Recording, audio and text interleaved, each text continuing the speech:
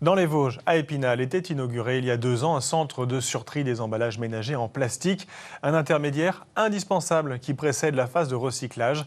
2 ans après, où en sommes-nous? Tous les plastiques peuvent-ils être triés et recyclés? Élément de réponse avec Sophie Valzecchi et Hélène Leplat.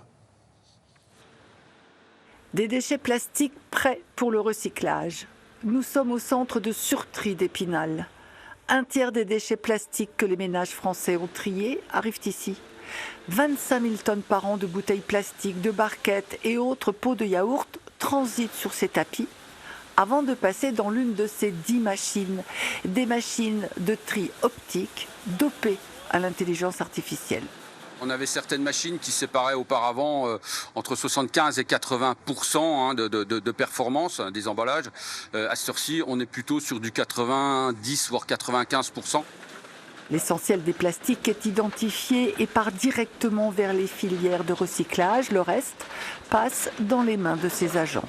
On a toujours des emballages que ces machines ne savent pas identifier ou des emballages qui ont un petit peu perdu leur forme à la mise en balle. De ce fait, les valoristes vont être obligés donc de récupérer ces derniers emballages plastiques. Si aujourd'hui on sait recycler les bouteilles et flacons plastiques, ce n'est pas le cas de tous les emballages rigides. Pour 25% d'entre eux, il n'y a pas encore de solution. Pour 10%, on est en train de développer des filières et pour les autres 15%, on est en train de travailler sur l'éco-conception de ces emballages pour les rendre plus recyclables et 100% recyclables. Aujourd'hui en France, 26% des plastiques sont recyclés. L'objectif d'ici 4 ans, atteindre les 55%.